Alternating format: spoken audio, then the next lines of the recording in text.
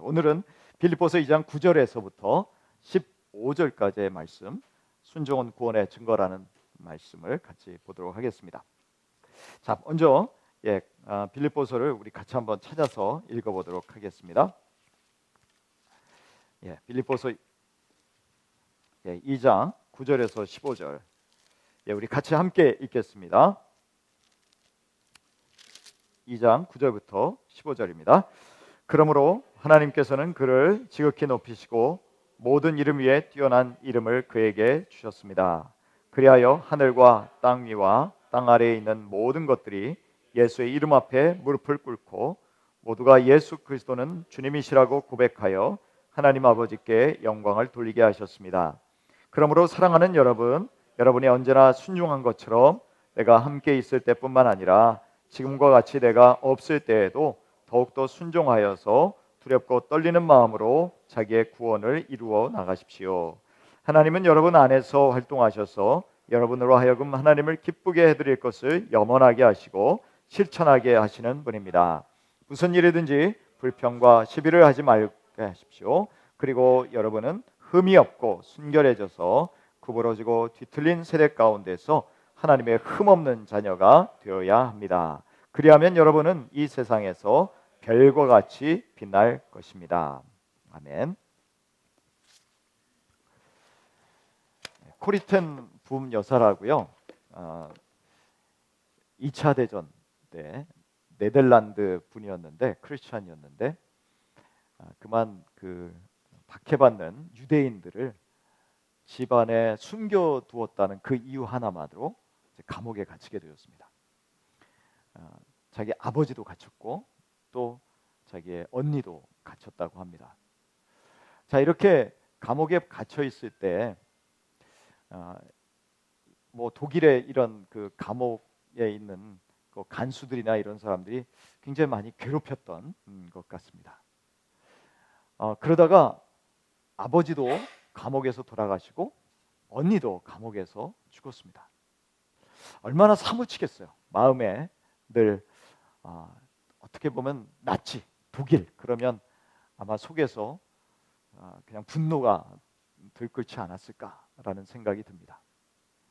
근데 이분이 이제 2차 대전 독일의 패망으로 끝났죠. 끝나고 나서 다시 폐허가 된 유럽, 전쟁으로 다 폐허가 된 유럽의 네덜란드에 자기 집에 살고 있을 때 하나님이 어느 날 이제 어디든 가서 복음을 전하라는 그런 음성을 주셨던 것 같아요. 그런데 길이 열려서 미국으로 가게 됐습니다. 미국에서 복음을 전하나 보다. 이제 이렇게 생각을 했었다고 합니다. 그런데 하나님께서 자기의 마음속에 주시는 마음은 너는 독일로 가서 복음을 전해라 라는 거예요. 이분은 얼마나 그게 괴로웠겠어요. 우리가 일제시대에 막 이제 끝났다고 한번 생각해 보세요. 그런데 하나님이 너 일본에 가서 복음 전해 라고 얘기한다면 얼마나 그것이 힘들었겠습니까? 이분도 그것 때문에 굉장히 마음이 무거웠던 것 같습니다. 그리고 하나님께서 계속해서 말씀해 주시는데도 순종하지 않았습니다. 그 호텔에서 지나는 동안에 이제 돈이 자꾸 떨어져 나가는 거죠. 몇 군데에서 집회 오라는 그런 초청이 있었지만 이제는 버티기 힘들겠구나. 이제 어떻게 해야 되지? 그런 마음이 들었다고 합니다. 그러다가 드디어 이분이 하나님께 항복했어요. 알겠습니다. 하나님, 제가 하나님께서 가라고 하시니 제가 순종하겠습니다. 바로 그렇게 하자마자 호텔의 프론트에서 전화가 왔습니다. 붐 여사님, 여기 여사님께 편지들이 와 있습니다. 이 우편물들을 좀 가져가시죠. 그래서 우편물을 가지러 가서 가져왔어요. 그랬더니 그 안에는 미국에서는 체크를 쓰잖아요. 수표가 여러 장 들어있었다고 합니다. 참 신기하죠. 하나님 앞에 내가 순종하겠다고 하나님 앞에 내 자신을 무릎 꿇리지 않았을 때, 복종하지 않았을 때는 왠지 그 프론트에 있는 직원이 분명히 그 이전에 그 수표들이 와 있었음에도 불구하고 그것을 전달해 주지 않았습니다. 왜 그랬을까요?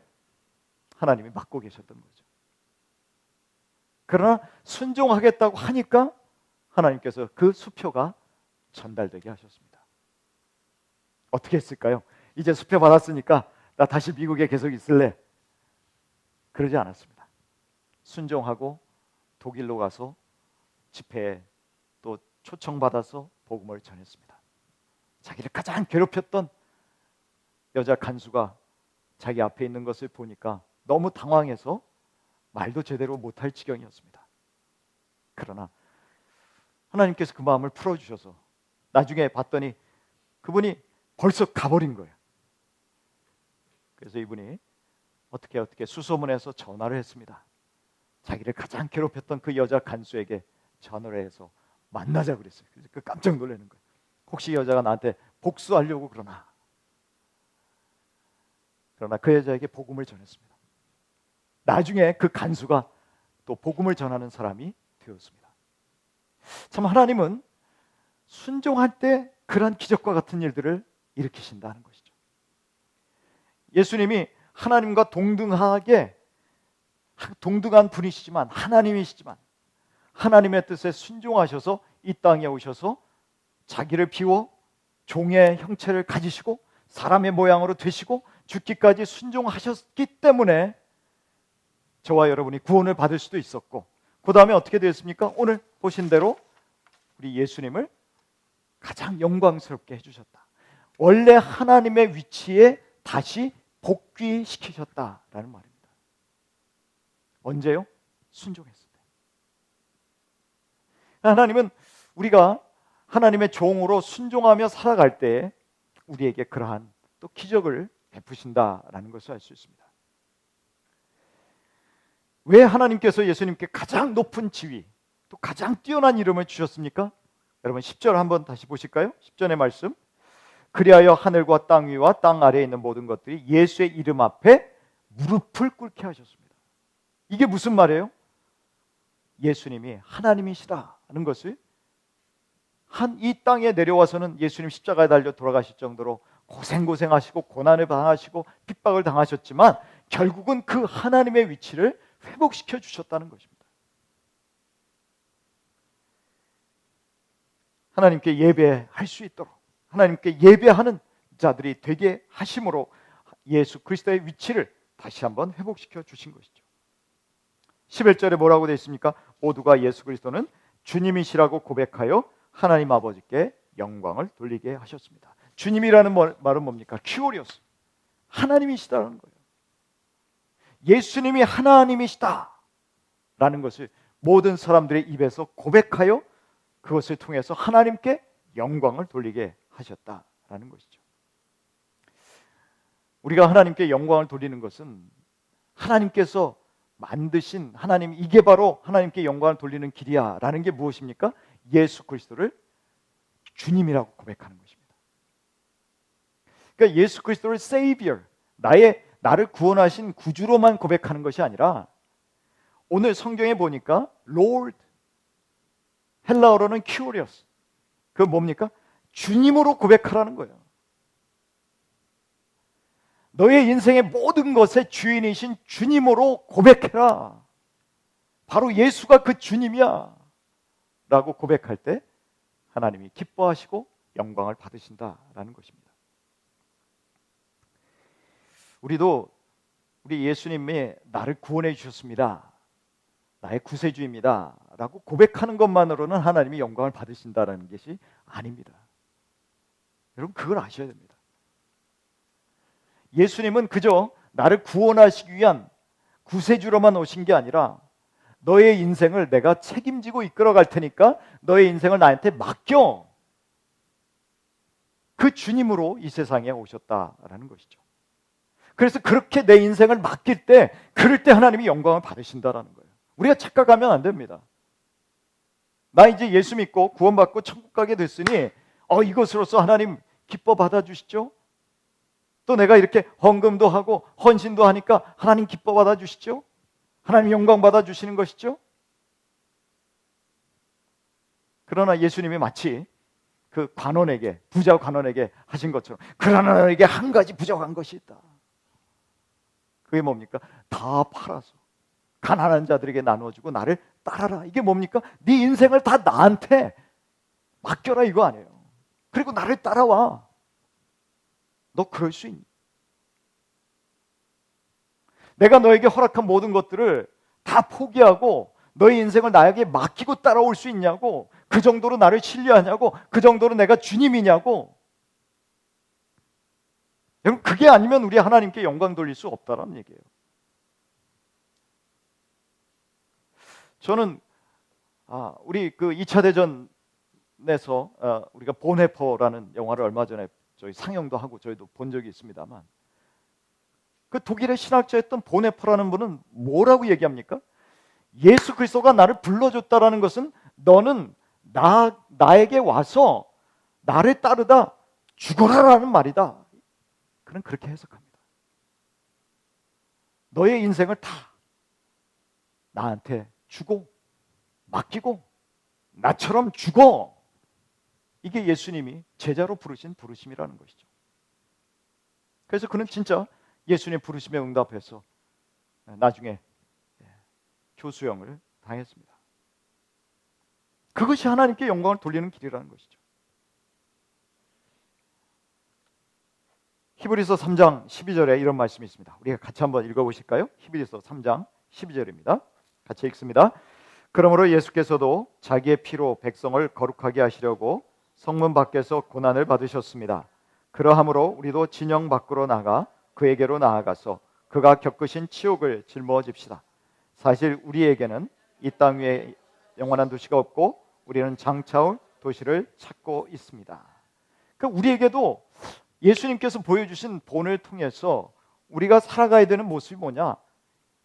예수님처럼 고난을 받으라는 거예요. 예수님 때문에. 예수님도 피를 흘리시고 또 이렇게 십자가에 달려 돌아가시는 이런 일을 당하셨는데, 그 당하신 수치와 치욕을 우리도 짊어지면서 가는 것, 그것이 바로 우리가 하나님께 영광 돌리는 길이다라는 것입니다. 자, 저는 예수님이 40일 동안 이렇게 부활 승천하셨을 때 저 같으면은 아마 나를 핍박했던 사람들 다 찾아다니면서 봐! 내가 부활했지! 내가 얘기한 대로 나 사흘 만에 살아났어! 하고 막 이렇게 선전하고 다녔을 것 같아요. 그런데 예수님은 40일 동안 사람들에게 예수님을 막 나타내 보이시면서 자기가 살아나셨다는 것을 증명하지 않으셨습니다. 예수님은 누구만 만나셨습니까? 제자들만 만났습니다. 부활을 아는 제자들만 만나서 그들에게 너희들 앞으로 이제 어떻게 내 뒤를 이어서 사역을 이어갈지 그런 것을 계속 주입시키시고 또 다시 정리시키시고 그 다음에 동기부여하시고 그러다가 가셨어요.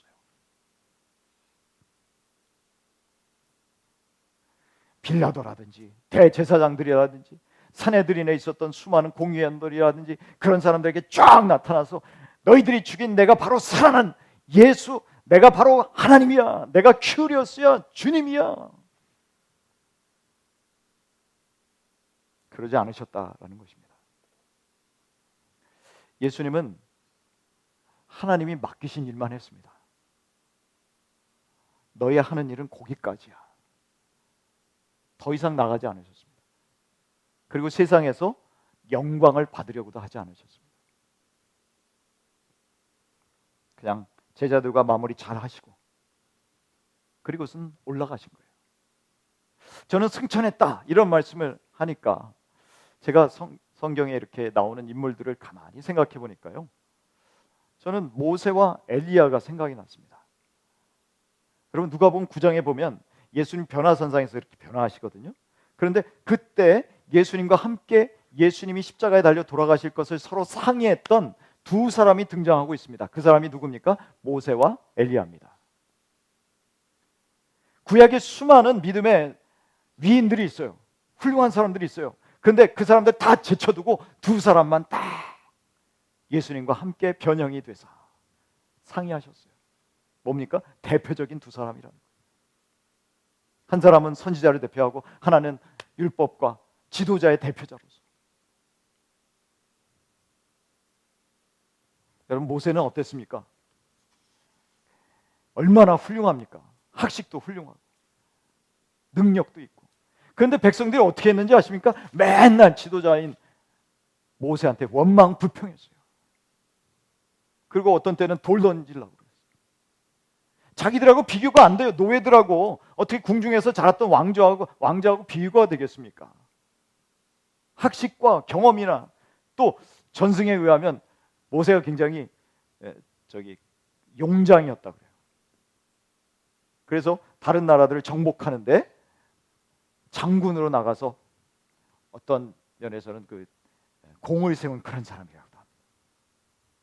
비교가 안 되잖아요. 근데 맨날 백성들한테 그런 취급을 당했습니다. 너무나 화가 나니까 모세가 화를 벌컥 냈잖아요. 하나님께서 야, 고만, 너는 안 되겠다. 여기까지. 너가 아무리 애쓰고 그랬지만 가나안 땅에는 아무래도 못 들어갈 것 같아. 모세가요, 하나님 앞에 아유, 그래도 들어가게 해주세요. 들어가게 해주세요. 얼마나 간청했는지 모릅니다. 하나님 뭐라고 그러십니까? 고만. 하나님은 어떤 때 보면 되게 냉정하세요. 너의 할 일은 여기까지야. 그래서 느보산에 올라가가지고 가나안 땅을 이렇게 쭉 살펴보고 그러다 하나님이 데려가셨어요. 그 시체를 찾지 못해요. 여러분, 엘리야는 어떻습니까? 뭐 열왕기상 18장에 보면 하늘에서 불을 내리잖아요. 엄청난 기적을 행하잖아요. 또 나중에 보면은 또 이 엘리야를 잡으러 온 사람들이 건방지게 구니까 불이 내려와서 100부장, 50부장 뭐 이런 사람들을 또 군사들과 함께 불태우잖아요. 그런데요, 부흥은 일어나지 않더라고요. 엘리야가 열심히 사역은 했는데 백성들은 변하지 않았어요. 우상 숭배는 철폐되지 않았어요. 여전히 아합 왕은 그 악명을 떨치고 이세벨도 역시 마찬가지였어요. 결과는 별 볼 일 없었어요. 능력은 행했지만 그러나 실제로 이스라엘 백성들이 삶은 변하지 않았어요. 맨날 쫓겨다니고 숨어야 했어요. 그런데 그리고 나서 엘리야가 제자들 키우잖아요. 마치 제자 훈련하듯이 신학생들 모아다가 열심히 키우고, 그리고 엘리사 자기 후계자로 만들어 놓고, 그랬더니 하나님은 어떻게 하세요? 너 승천할 거니까 와. 그래서 하나님이 데려가신 거예요. 어떻게 보면 이 성경에 나오는 모세와 엘리야 같은 사람들은 그렇게 훌륭한 결과를 얻은 분들이 아니었다라는 것입니다. 예수님도 마찬가지 아닙니까? 예수님 이 땅에 오셔서 그렇게 영광 보셨습니까? 하나님께서 맡겨주신 그 일만 하면 그냥 하나님이 데려가시는 거예요. 영광은 어디서 오더라고요? 하늘에서 오더라고요. 하늘과 땅의 모든 권세를 가지신 분으로 모든 무릎이나 모든 입술이 예수님께 주님이라고 고백하는 영광을 얻으신 주님처럼 모세도 엘리야도 나중에 보니까 이 세상에서는 별 볼 일 없는 것 같았지만 하늘에서는 엄청난 사람들이었더라. 그래서 그 두 사람이 예수님과 다 하나님 나라의 일을 상의하는 분이었더라라는 것이죠. 여러분, 한번 창세기 5장 21절부터 24절 한번 같이 보실까요? 창세기 5장 21절 24절까지 같이 한번 보겠습니다. 에녹은 65살에 무드셀라를 낳았다. 에녹은 무드셀라를 낳은 뒤에 300년 동안 하나님과 동행하면서 아들, 딸을 낳았다. 에녹은 모두 365년을 살았다. 에녹은 하나님과 동행하다가 사라졌다. 하나님이 그를 데려가신 것이다. 우리가 이런 대단한 신앙의 선배들만 보다가 기가 죽을 것 같아서 제가 에녹을 한번 생각해 봤어요. 에녹은 특별한 업적이 있습니까? 없습니다. 에녹이 한 일은 뭐예요? 65세에 무드셀라 낳고 그 다음에 아들, 딸 낳았다. 아들, 딸들이 이름이 나오지는 않지만 그러나 하나님께서 생육하고 번성하라 하신 하나님의 말씀 따라서 생육하고 번성하고 그렇게 하나님 말씀 따라서 살다가 어느 날 보니까 야, 너 이제 나랑 더 가까이 있어야 되겠다. 그리고 데려가신 거예요. 여기 보니까 에녹이 한 것은요, 300년 동안 하나님과 동행하면서 아들, 딸을 낳은 것밖에 없습니다. 여기 동행했다라는 말이 히브리어로는 히트, 할라크가 걷다라는 뜻이거든요. 근데 히트라는 말이 들어가면서 재규용법이에요. 그 자신이 걸었다. 누구랑 걸었어요? 하나님과 걸었다. 그래서 우리말로는 동행이라고 되어 있어요. 근데 동행이 말이 안 되죠. 어떻게 우리가 하나님과 동행합니까? 그러니까 이 말씀은 어떤 의미냐면 에녹이 하나님의 말씀에 순종하면서 살았다. 하나님을 가까이에서 모시면서 하나님이 가시는 길에 내가 가까이 가서 하나님이 어디로 가시지? 일로 가시는구나. 하나님이 가시는 그 길을 따라서 마치 한 걸음 한 걸음 하나님과 가까이서 걸어갔다라는 거예요. 하나님이 가까이 있는 에녹이 너무나 좋으셨어요. 그래서 야, 내가 너랑 더 가까이 있고 싶어. 그러니까 세상에 있지 말고 너 나랑 같이 있자. 그리고 다른 사람들 다 900살 이상 살았잖아요. 자기가 낳은 무드셀라는 969세를 살았어요. 그런데 그러한 그 당시에 살던 사람들보다 600년 정도 덜 살고 그리고 하나님 앞에 간 것입니다. 아담의 7대 손으로 겨우 365세를 살고 갔다라는 거예요. 여러분, 우리가 하나님 앞에 간다라는 것을 상징적으로 이 말씀들을 통해서 우리에게 보여주시는 것은 무엇이냐면 예수님, 모세, 엘리야, 에녹, 너도 나와 함께 같이 내 말을 따라서 순종하면서 살다가 그렇게 와, 이런 말씀입니다. 나랑 좀 가까이 지내면서 그것을 우리 사도 바울은 이렇게 표현하는 것이죠. 자, 디모데후서 4장 6절에서 우리 8절까지입니다. 디모데후서 4장 6절에서 8절입니다. 우리 같이 한번 읽겠습니다. 나는 이미 부어드리는 제물로 피를 흘릴 때가 되었고 세상을 떠날 때가 되었습니다. 나는 선한 싸움을 다 싸우고 달려갈 길을 마치고 믿음을 지켰습니다. 이제는 나를 위하여 의의 면류관이 마련되어 있으므로 의로운 재판장이신 주님께서 그날에 그것을 나에게 주실 것이며 나에게만이 아니라 주님께서 나타나시기를 사모하는 모든 사람에게도 주실 것입니다. 바울도 하나님이 부르심에 나도 순종하면서 여기까지 왔다. 이제 마지막 결승선이 남아있다. 하나님이 내가 달려온 것을 기쁘게 여기시고 나에게 승리의 면류관을 주실 것이다. 디모데에게 그렇게 말하고 있습니다만 저와 여러분에게도 그렇게 말하고 있는 것이죠. 저와 여러분에게만 주신 달려갈 길이 있는 거예요. 근데 다른 사람 쳐다보지 마세요. 남들이 어떻게 가는지 그건 중요하지 않아요. 중요한 건 뭡니까? 하나님이 나에게 부르신 그 부르심의 그 길, 부르심, 사명, 그것만이 중요한 거예요. 저도 과거에 보면은 뭔가 내가 대단한 일을 할 것 같이 그렇게 청소년 시절을 지난 것 같아요. 근데 지금 가만히 생각해 보면 지금 기도하는 것은 그것입니다. 하나님, 저에게 맡겨주신 것은 또 무엇입니까? 하나님이 맡겨주신 것을 달려가기를 원합니다. 그것을 감당하기를 원합니다. 그래서 이제는 이 세상에서 뭔가 내가 이루었다라는 그런 게 이제는 사라졌어요. 하나님 앞에 가서 받아야겠구나. 하나님께서 주시는 상을 받아야 되겠구나. 그래서 최선을 다하는 것입니다. 하나님이 주신 그것을 놓치지 않기를 날마다 바라고 분별하기를 바라고, 그래서 기도하면서 영적으로 깨끗해져서 도대체 내가 이제 이 시절에 무엇을 해야 되지?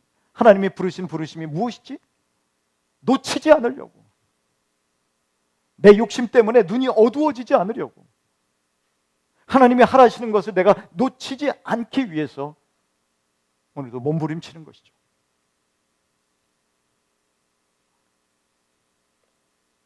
오늘 본문의 12절은 이렇게 시작합니다. 우리 12절의 말씀 우리 같이 한번 읽어볼까요? 12절의 말씀 읽겠습니다. 시작. 그러므로 사랑하는 여러분, 여러분이 언제나 순종한 것처럼 내가 함께 있을 때뿐만 아니라 지금과 같이 내가 없을 때에도 더욱더 순종하여서 두렵고 떨리는 마음으로 자기의 구원을 이루어 나가십시오. 그래서 사도 바울이 순종해 이야기입니다. 어떻게 순종하라는 것입니까? 두렵고 떨리는 마음으로, 하나님을 경외하는 마음으로.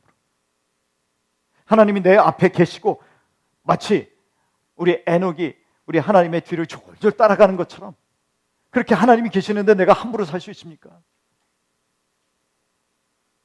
하나님을 경외하는 마음으로 자기의 구원을 이루어 나가십시오. 우리에게 뭐라고 얘기하는 거예요? 너가 지금 하나님의 자녀가 되고 예수 믿었다라는 것은 시작에 불과해라는 거예요. 시작에 불과해. 우리는 예수 믿고 구원받았으면 끝이라고 생각하는 사람들이 너무나 많아요. 그리고서는 뭐예요? 나는 이제 구원이라는 것을 보증받았어. 하나의 보험처럼 생각해. 그래서 내 할 일 할게. 내 비전 따라갈게. 내 야망 따라갈게.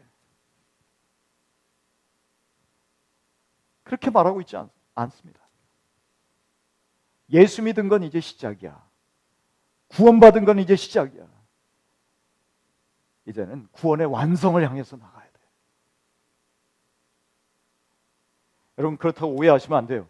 우리가 그 은혜를 인하여 믿음으로 말미암아 구원을 얻었다고 되어 있습니다. 너희에게서 난 것이 아니요 하나님께서 주신 은혜의 선물이에요. 구원은 은혜로 받는 거예요. 그런데 그것은 이제 시작이라는 거예요.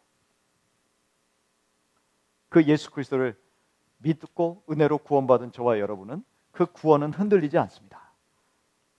하지만 이제부터 우리 예수님이 가지셨던 영광, 엘리야 모세가 가졌던 영광, 에녹이 가졌던 영광, 또 사도 바울이 승리의 월계관을 기대했던 그것을 향해서 우리가 나아가라는 것이죠.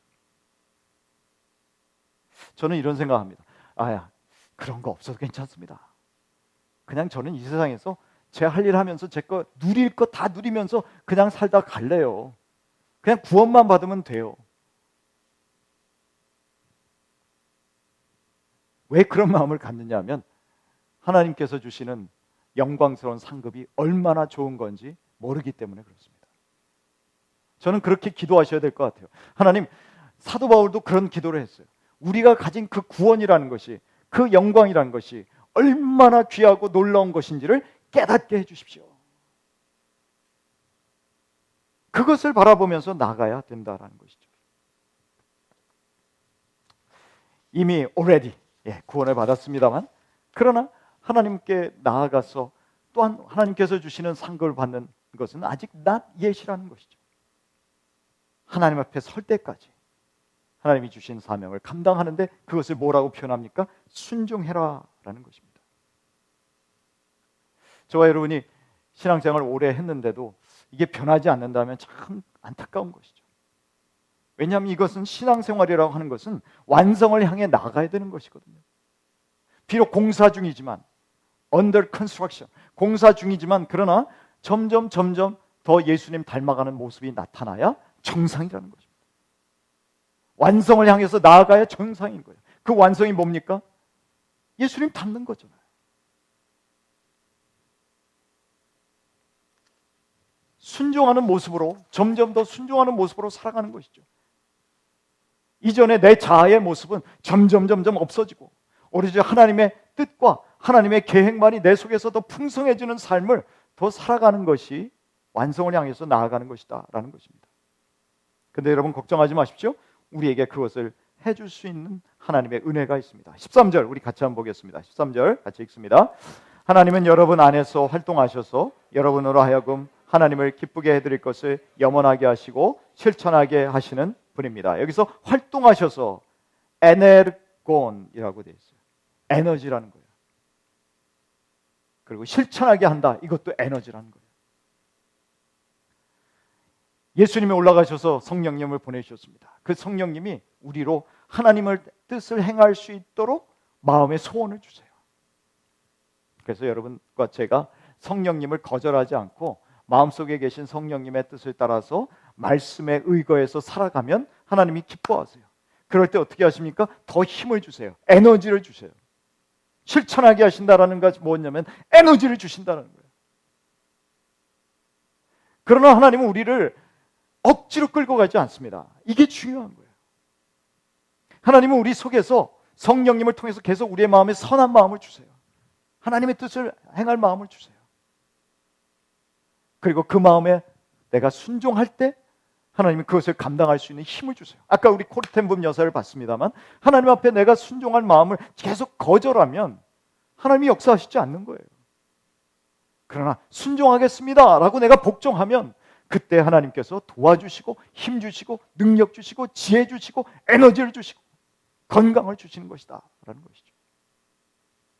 여러분, 그분이 우리에게 함께 있으니 우리는 걱정할 필요 없습니다. 그분 따라서 순종하며 살아가면 된다는 것이죠. 14절 우리 같이 볼까요? 구체적으로 어떻게 순종합니까? 14절입니다. 무슨 일이든지 불평과 시비를 하지 말고 하십시오. 이스라엘 백성들이 광야에서 늘 입에 달고 살았던 게 원망이고 불평이죠. 시비죠. 예수님이 마태복음 12장 34절에 이런 말씀하셨어요. 독사의 자식들아, 너희가 악한데 어떻게 선한 것을 말할 수 있겠느냐? 마음에 가득 찬 것을 입으로 말하는 법이다. 여러분, 환경 때문에 내가 지금 원망하고 불평한다고 생각하십니까? 아니요, 그렇지 않아요. 좋은 환경으로 변하면요, 어느 정도는 아마 그 사람 불평 안 할 수도 있을 것 같아요. 그러나 그게 오래 갈 줄 압니까? 그렇지 않습니다. 결국은 뭐예요? 환경의 문제가 아니고 내 마음의 문제라는 거예요. 마음에 가득한 것을 결국 말할 수밖에 없어요. 마음에 원망 있는 것을 말할 수밖에 없어요.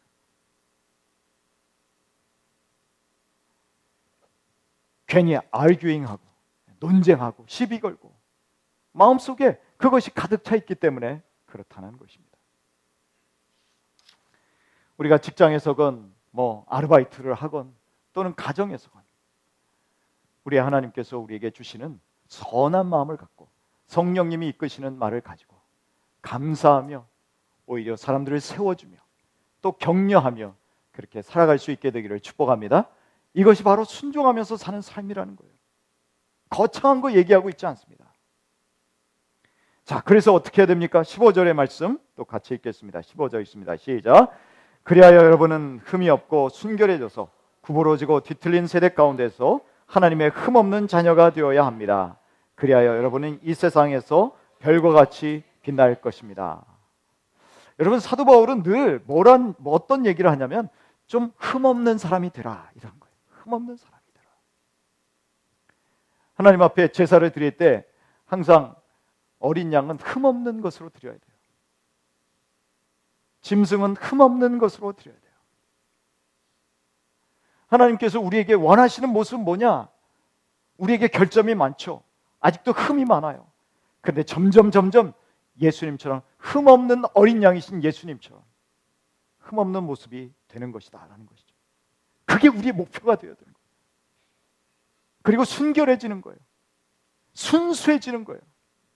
덕지덕지 우리 마음 가운데 때 묻은 것, 세상의 문화 속에서 때 묻은 가치관들, 이런 것들이 성경의 말씀으로 다 그 때들이 벗겨지고 순수해지는 거예요. 세상에서는 순수하고 또 그런 사람들이 무슨 저 사람은 참 하나님 앞에서는 좋을지 모르지만 세상에서는 참 실패한 인생이야 라고 말을 들을 수도 있겠죠. 그러나 오늘 보십시오. 이 세상에서 별과 같이 빛날 것이다. 세상 사람들은 별처럼 보지 않아요. 에이, 루저, 그렇게 볼 수도 있습니다. 바보.